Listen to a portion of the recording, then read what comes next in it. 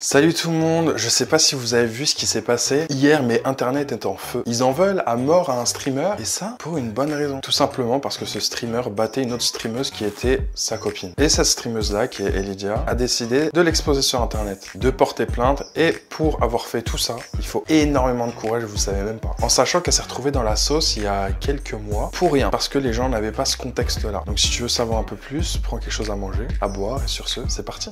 Des problèmes, de l'actu et des tas d'embrouilles. Tels étaient au départ les ingrédients choisis pour créer le youtubeur parfait. Mais accidentellement, le professeur Dexter ajouta un autre ingrédient à cette mixture, l'agent chimique, drama. C'est ainsi que naquit Saphir, doté de super critiques. Saphir, sa caméra et son carnet consacrent sa vie à combattre les influenceurs et les forces du mal.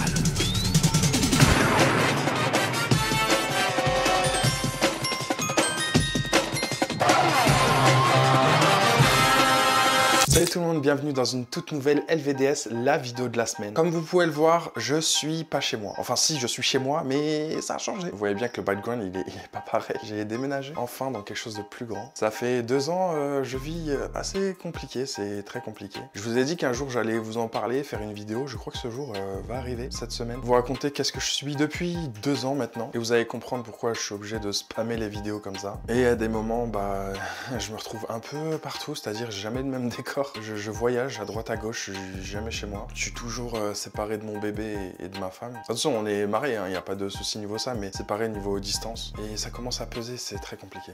Du coup, il y a quelques jours, j'ai eu un rendez-vous avec YouTube, un petit visio. Et on a décidé avec YouTube de mettre en place un système d'abonnement, surtout avec ce qui se passe en ce moment avec moi. On va pas se mentir, j'ai besoin de tal. Et comme vous savez, il y a pas longtemps, j'ai eu un accident de voiture, donc ça a encore compliqué encore plus les choses. Mais voilà, en tout cas, j'ai fait une vidéo que je dois monter, que je ne peux pas poster sur la vue de tout le monde parce que je vais être vraiment... je vais dire des choses pas mal privées sur ma vie. Du coup, comme je vous ai dit, avec YouTube, on a essayé de mettre un système d'abonnement sur ma chaîne. Vous pouvez rejoindre pour les personnes qui veulent me soutenir, dans cette hesse. Vous savez pas à quel point ça va m'aider. Vous aurez des vidéos chaque mois, plusieurs fois par mois. Dans un premier temps, la première vidéo, pour vous expliquer un peu ce qui se passe dans ma vie, rentrer dans les détails, et je pense que vous allez comprendre pas mal de choses. Donc merci pour toutes les personnes qui vont prendre un abonnement. Vous savez pas à quel point ça va m'aider, mais de ouf. Ça me permettra de ralentir un peu les vidéos sur la chaîne. Au lieu de poster 2 fois par jour, j'essaierai de poster 1 fois tous les 2 jours, mais des vidéos plus travaillées. Le lien est dans la description pour s'abonner. Ça se passe sur ma chaîne principale, Saphir, celle qui a 200 000 et quelques abonnés. Et comme je vous ai dit, chaque mois, je vous posterai plusieurs vidéos sur des sujets que je ne peux pas poster sur YouTube, notamment des dramas, des choses où soit la vidéo saute, soit elle se fait démonétiser, ou c'est un peu trop hard pour YouTube. Je pourrais faire des lives, vous aurez des emojis personnalisés, vous aurez aussi des badges personnalisés, bien sûr. Il y aura un canal de discussion entre nous. Enfin, il y aura pas mal de choses. J'ai essayé de vous rentabiliser cet abonnement au max pour que ça soit votre abonnement le plus rentable de YouTube. Je vais pas vous laisser sans contenu. Le jour où il y aura pas de contenu, je vous invite à vous désabonner, littéralement. Même à me bloquer, ce que vous voulez. Mais en tout cas, chaque mois, vous aurez du contenu et je vais essayer de vous faire rentable au max votre abonnement. Mais sachez que ça m'aide énormément. Encore une fois, le lien est dans la description. Merci à tous ceux qui vont s'abonner. Vous allez littéralement sauver ma vie. Et je vous jure, c'est pas une blague, c'est pas un euphémisme. Comment on dit? En gros, j'exagère vraiment pas. Bon bref, assez parlé de moi, je pense qu'on peut continuer la vidéo tout simplement. Alors déjà, pour parler d'Elidia, j'aimerais déjà parler du premier drama qu'il y a eu sur elle. Faut savoir qu'il y a un clip hors contexte qui a été coupé et mis sur TikTok où Elidia disait qu'elle avait besoin de faire une pause et que voilà quoi, qu'elle avait des problèmes dans sa vie privée. Est-ce que t'as vu la dinguerie sur la charge mentale d'Elidia? En gros, Elidia récemment dans un stream, elle expliquait que récemment elle stream moins parce qu'elle a des problèmes perso et qu'en fait elle pense à faire une pause parce que elle doit régler ses problèmes perso, etc. Et en fait, il y a un mec, il a déformé ce qu'elle a dit et en gros, il a prononcé le mot charge mentale. Et en gros, elle aurait dit que elle avait trop de charge mentale, que le stream c'est compliqué, etc. Alors qu'elle a jamais dit ça. Donc elle veut peut-être faire une pause en attendant de régler ses problèmes perso. On a tous des problèmes perso, donc y a aucun souci. Mais ce mec-là a lancé une trend sur TikTok qui est juste abusée, où tout le monde dit Elidia viens récupérer ma charge mentale, et il montre des métiers qui sont super compliqués et eux ils galèrent. Et en gros que Elidia elle a pas le droit de se plaindre. Mais le pire c'est qu'elle s'est jamais plainte d'être streameuse. Et c'est là que c'est incroyable TikTok et les réseaux sociaux, c'est que quelque chose qui est faux, en fait ça va aller tellement vite et se propager tellement vite que tu ne vas même pas pouvoir dire la vérité. Et là il y a tout le monde sur TikTok qui pense qu'elle a dit que être streameuse streamer c'est chaud et qu'elle a trop de charge mentale et tout. Alors que les mots charge mentale, elle les a jamais prononcés. Vraiment, TikTok est devenu trop puissant. Les réseaux sociaux sont devenus tellement puissants que les mensonges sont plus partagés que la vérité. Abonne-toi à mon compte et lâche un like. Donc vous avez vu, il y a une personne qui a pris le clip en question et qui l'a complètement changé en fait le contexte encore plus. C'est-à-dire qu'il a parlé de charge mentale, un peu le même drama qu'il y a eu autour de Massu. Et que comme quoi être streamer c'est trop compliqué. Et du coup elle s'est en fait mangé une vague de haine. Déjà que c'est une femme sur les réseaux sociaux, sur Twitch, elle reçoit beaucoup de misogynie. On sait très bien que être streameuse c'est très compliqué, c'est pas la même charge mentale que être streamer. Donc si elle veut parler de charge mentale, déjà elle a le droit. Mais d'autant plus que tout ça c'était faux, elle a jamais parlé de charge mentale, elle a juste dit que j'ai besoin de faire une pause parce que dans ma vie privée ça se passe pas du tout bien. Et du coup la personne s'est excusée, a fait une vidéo suite à un post qu'elle dit elle a posté, mais on va revenir sur son post. Donc voilà l'excuse. Madame Elidia, je suis désolé, pardon. Donc, faut savoir qu'elle vient de s'exprimer sur Twitter. Elle a fait un gros thread par rapport à une potentielle agression. Je dis potentielle parce que je suis personne, je suis pas un juge de TikTok. J'ai pas envie d'accuser quelqu'un peut-être qui a potentiellement rien fait, même si faut souvent se placer du côté de la victime, c'est toujours la meilleure chose à faire. Mais elle a donc fait un gros thread comme quoi elle a reçu des agressions de la part de Fugu pendant qu'elle était en couple avec lui, du streamer Fugu, des menaces, etc. Et faut savoir que pendant cette période-là, du coup, moi j'avais fait un jour un TikTok et on était plusieurs à avoir fait un TikTok et on était tous d'accord par rapport à ça. En gros, on s'était plaint comme quoi les streamers, ils parlaient de leur charge mentale et on avait dit que mais arrêtez de vous plaindre de votre métier, il est trop facile votre métier, etc. Alors qu'en réalité, en vrai, dans le vrai clip, le clip entier, parce que moi j'avais réacté à un book clip, elle avait dit qu'en gros, elle avait juste pas la tête à stream en ce moment parce qu'il lui arrivait des problèmes. Et au vu des problèmes en fait qu'elle a eu, maintenant qu'on voit ce que c'est, ben on comprend qu'elle n'avait pas la tête à stream. Donc on est désolé, moi je suis désolé et je vous conseille de faire pareil, de s'excuser et de lui donner du soutien, de la force. Mais voilà, désolé pour tout et j'espère que ça t'a pas rajouté une charge mentale de plus, une vraie charge mentale pour le coup, par rapport à ce que tu avais vécu. Parce qu'elle avait react, donc c'est qu'elle a vu le TikTok, donc elle avait react, etc. Et Lydia, elle avait déjà en fait parlé de ce drama suite à tout ce qui se disait sur elle. Elle disait mais j'ai jamais dit ça, genre en mode j'ai juste dit que j'avais des problèmes, j'avais besoin de faire une pause. Genre pourquoi vous me mettez dans la sauce pour ça? Frère, je ne comprends pas. J'ai juste dit que j'avais des problèmes personnels.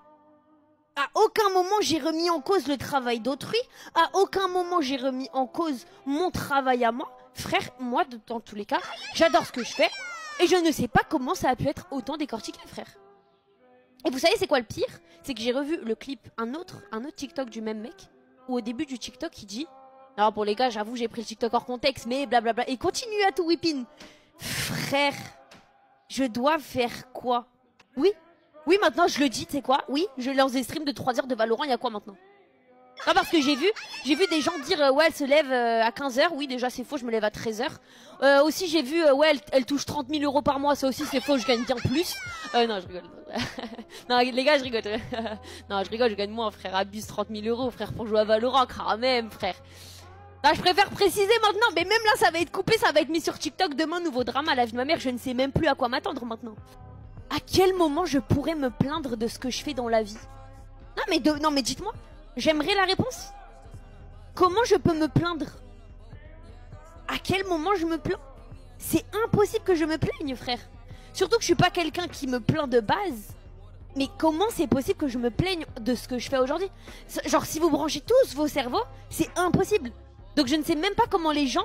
Sur TikTok, ils ont pu penser que j'allais me plaindre de ça. Maintenant, passons à ce qu'elle a posté sur Twitter. Un tweet qui a fait quand même 26 millions de vues avec 194 000 likes. Bonjour à toutes et à tous. J'ai beaucoup réfléchi et discuté avec mes proches et mes avocates afin de poster ce message. J'avais peur, comme j'ai peur depuis presque 2 ans. En novembre 2023, à 19 ans, j'ai commencé une relation avec un autre streamer, Fugu FPS. Il avait 25 ans. 2 mois plus tard, il m'a demandé de m'installer chez lui. J'ai accepté. J'étais amoureuse. Nous avons la même passion. Je manquais d'expérience. Je voyais aucune raison que ça se passe mal. Même quand il a imposé que 2 hommes, ses amis, viennent vivre avec nous. Fugu a vite été violent psychologiquement, insultes, rabaissements, humiliations quotidiennes. Vous avez pu en voir une petite partie pendant nos lives. Il a tout attaqué, mon intelligence, mon physique, ma légitimité de streameuse, et ça marchait. À chaque insulte, chaque fois, il me disait t'es qu'une merde. Je sentais ma confiance disparaître et je doutais de ma valeur. Cette destruction morale a été le pire. Puis les coups ont commencé, 1 fois, 2 fois. J'ai cru que Fugu ne recommencerait pas. Mais les gifles, les mains et les bras tordus, les plaquages contre les murs,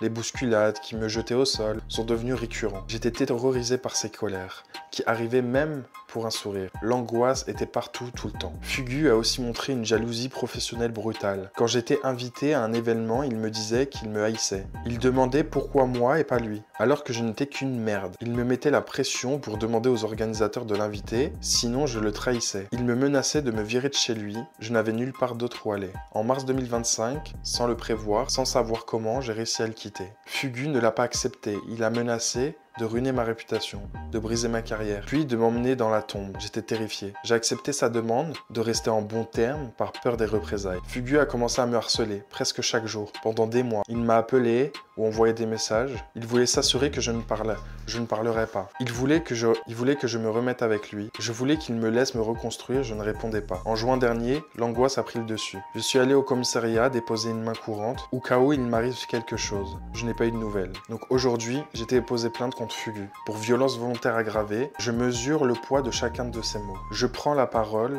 parce que ce que j'ai subi dépasse ma personne. J'espère montrer que parler, c'est se protéger. Vous n'êtes pas seul, des solutions existent. Ce n'est pas à moi ni à vous d'avoir honte. C'est à eux. Je suis courageuse parce que j'ai pleuré. Je suis courageuse parce que je n'ai plus honte. Et donc j'ai moins peur. J'ai été victime de violence. Mais j'ai décidé de ne plus subir. En s'abaissant, en saisissant la justice. Je n'évoquerai plus cette histoire publiquement, mais je tendrai la main à quiconque qui aura besoin. Merci à tous d'être là, Célia. Donc c'est un message qui nous a tous profondément touchés. Parce que pour la plupart, on s'en doutait pas.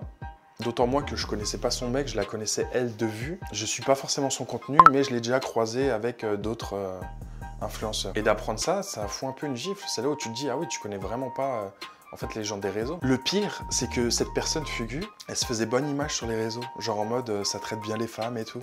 Il y a des trends d'Elydia sur son physique, alors que c'est probablement l'une des seules meufs qui... Bah, j'abuse quand je dis probablement, mais c'est l'une des rares meufs qui met pas de décolleté ou qui joue pas de ça du tout. Vous comprenez pas qu'une meuf elle se fait harceler sur internet. Une fois qu'il y a une meuf gaulerie sur internet qui fait pas des... Donc là, soi-disant, ça défend sa femme, sa petite copine, mais dès que ça a éteigné le stream ou les TikTok, ça l'a frappé derrière. Surtout quand tu sais que certains clips existent, notamment celui-là. On sait jamais.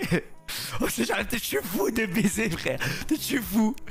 Peut-être frère, je vais être invité. C'est un truc, il va m'inviter à la SIFL, je vais arriver, je vais sortir un cut, je vais trancher la jugulaire.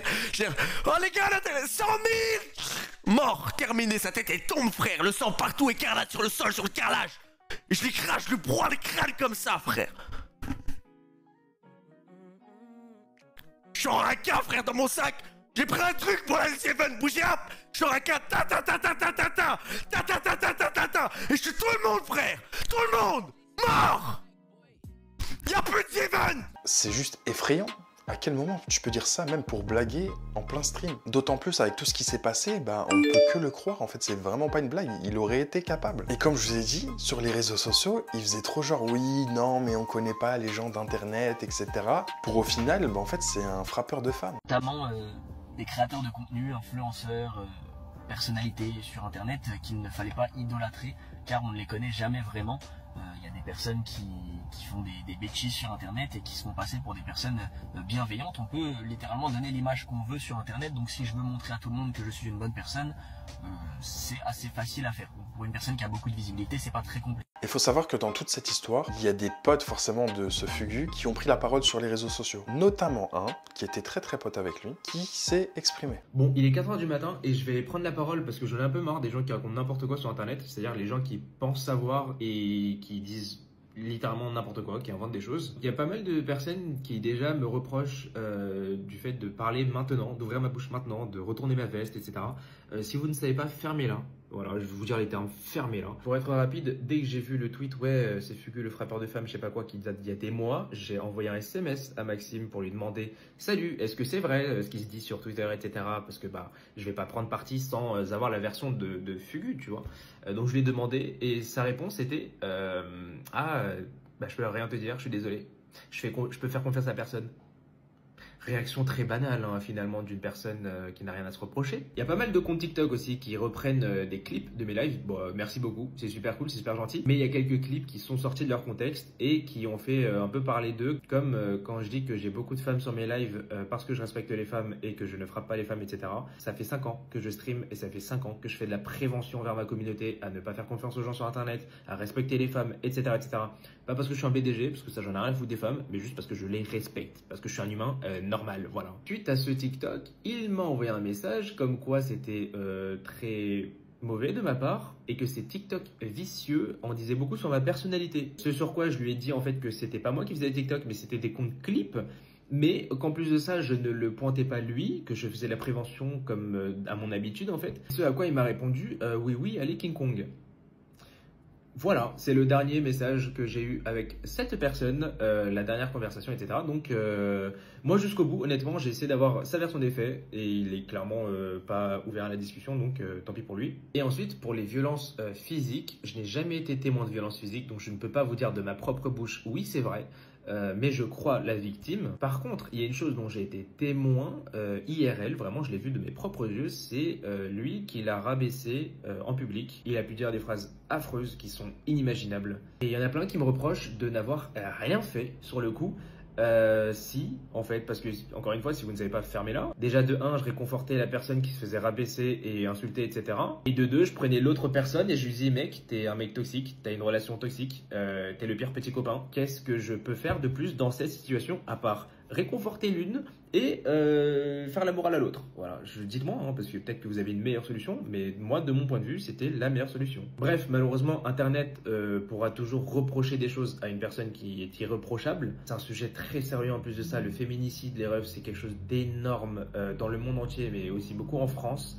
C'est très grave et c'est plus commun que vous ne le croyez. Donc on va pas laisser passer ça et n'oubliez pas, respecter les femmes. Merci beaucoup. Oui, bon après, t'as quand même été témoin de certaines choses et t'es resté ami avec cette personne. Parce que tu l'as dit toi-même en plein stream, tu le connaissais depuis des années et t'as été témoin de certaines choses. Fugu, je le connais depuis 2-3 ans. Ça fait des années qu'on se connaissait, etc. Je le considérais comme un pote, il me considérait comme un pote, etc. On joue ensemble. Et sauf que j'étais au courant de la relation avec Eludia, de Fugu et Eludia. J'étais au courant depuis et j'étais témoin en fait de pas mal de choses IRL quand on se voyait à 3 ou à plus, des embrouilles. Et quand je vous dis des embrouilles, c'est des embrouilles sa mère. Il était très toxique, il l'a rabaissé en public, il l'a déjà juste abandonné à Paris la nuit, c'est à dire que la nuit il s'embrouillait. Et j'étais au milieu des deux, j'étais en mode ouais Célia t'inquiète pas, il pense pas ce qu'il dit, etc. Là il dit qu'il t'aime pas, il est juste énervé, t'inquiète pas, il le pense pas. Lui à côté qu'est-ce qu'il fait? Si je pense tout ce que je dis. Nique ta mère frère, je suis là, j'essaye de rabibocher votre relation, j'essaye que tout se passe bien, que... Non, nique sa mère frère. Il fait non je pense tout ce que j'ai dit là, tout ce que j'ai dit pour la rabaisser, etc. Je le prends. Qu'est-ce que tu veux que je fasse? Célia elle me regarde en pleurant. Logique frère, elle essaye de trouver du soutien, donc elle me regarde en pleurant, moi je la réconforte, genre en mode Notamment, il y a des clips qui vieillissent mal, surtout quand tu dis que Fugu, tu le connais, c'est un bête de pote, certes il est problématique dans la vraie vie et sur les réseaux sociaux. Et dans la vraie vie, sur les trucs qu'il dit, il pourrait même partir en prison. Et tu restes ami, tu dis mais sinon c'est une bonne personne. Non, c'est pas une bonne personne. Tu viens de dire qu'il est hyper problématique dans la vraie vie. Et il dit des choses qui pourraient l'emmener en prison. Et tu continues de côtoyer cette personne. Faut pas s'étonner si quelques années après, tu te retrouves aussi dans la sauce à cause de cette personne-là. Qu'est-ce que tu penses de Fugu? Un très bon pote, mais comment dire, un peu problématique. Parce que en stream, il est problématique déjà, mais hors stream, il est encore pire. Encore pire? Donc, ouais, donc quand je traîne avec lui, il dit vraiment des dingueries que heureusement j'enregistre pas. Si j'enregistre, il est fini, il va en prison. Mais mis à part ça, c'est une très très bonne personne et voilà quoi. Faut aller dessus. Heureusement, il y a d'autres streamers qui ont pris la parole et qui ont dit en fait c'est un FDP, littéralement, genre en mode à partir du moment où tu lèves ta main sur une femme, tu n'es plus catégorisé comme un homme ou comme une personne respectable. J'ai l'impression à partir du moment où il y a un homme qui lève la main sur une femme, frérot, à mes yeux c'est une merde. C'est une salope, oui, c'est une salope. C'est une grosse merde. C'est une salope. Lever la main sur une femme, faut vraiment être une salope les gars. Et en fait, moi, ce qui me fait rigoler, c'est qu'il y en a quand même qui attendent de... Mais même moi, en fait, même moi, j'attends la vidéo. C'était pas la première fois que je voyais cette histoire. Tu sais que moi, cette histoire-là, ça doit faire quoi? Ça doit faire 4 mois qu'il y avait des rumeurs. Il y avait des allusions. C'est ça, il y avait des allusions. Il y avait des allusions qu'il l'a tapé et tout. Genre, moi, en fait, juste, ça avait jamais été confirmé. Mais ça fait un moment qu'il y avait ça. Mais c'est une grosse merde, frérot. Tu veux que je te dise quoi? Oui, non, mais j'aimerais bien... Parce que t'as vu son tweet à lui? De quoi? Il a dit quoi? Attends. T'as pas vu? Il a répondu? Si, je crois, il a juste dit ouais, en attente de faire une vidéo et tout, mais gros, sa vidéo, il va dire... C'est ça, mais qu'est-ce qu'il va dire dans la vidéo? Moi, c'est ça ma question.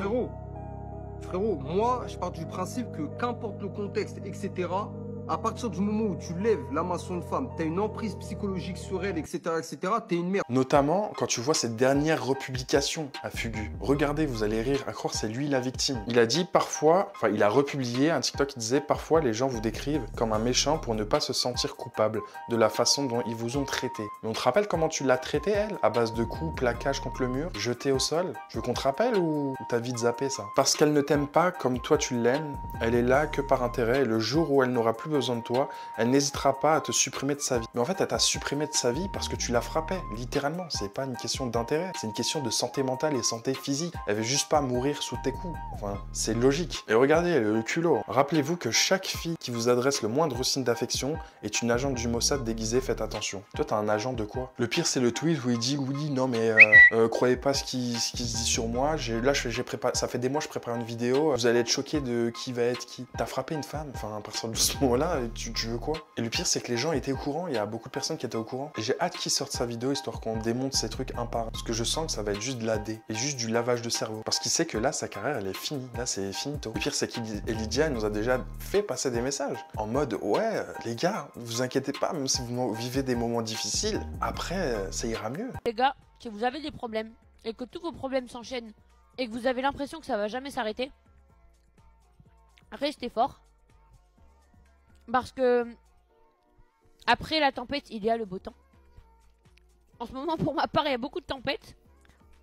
Mais je vais faire en sorte de régler mes problèmes au plus vite. Pour pouvoir stream comme avant. Je vous le dis tout de suite, aujourd'hui je suis là, je vais parler français. Aujourd'hui j'ai décidé de broyer la langue de Molière. Parce qu'en fait, je sais pas pourquoi, il était 23h minuit, j'étais tranquillou en train de stream, en train de manger un burger ou des frites, je sais plus ce que je mangeais frère. Qu'est-ce qui s'est passé? Il y a un mec, je sais pas pourquoi frère, je sais pas ce que je lui ai fait, la vie de ma mère je sais pas. Il s'est dit, je vais prendre ces moments, je vais le mettre sur TikTok, je vais débiter pendant 1 minute 02 pour toucher de l'argent.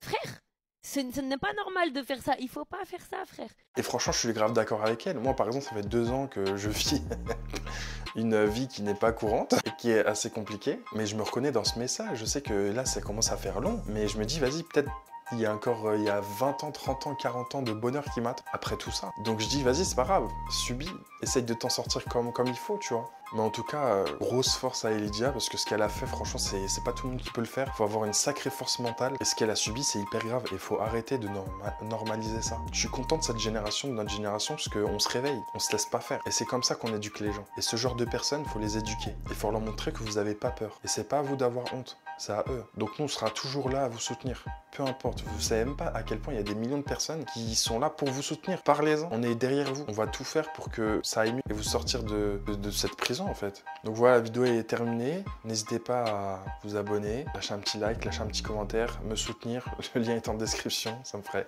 extrêmement plaisir. Vous savez pas à quel point ça pourrait m'aider. Grosse force à toutes les personnes qui subissent des coups de leur partenaire, des violences conjugales. Donc je fais gros bisous, je peux vous dire que c'est vraiment compliqué. Je compte sur vous pour donner de la force à Elydia et à toutes les personnes qui sont victimes de ça. N'hésitez pas à les aider. Ils attendent des fois juste une main, quelqu'un qui leur tende la main pour justement se libérer de tout ça. Donc surtout n'hésitez pas, vous voyez des choses, vous entendez des choses, réagissez, faites pas les aveugles. Je vous fais de gros bisous, on se retrouve demain pour une prochaine vidéo.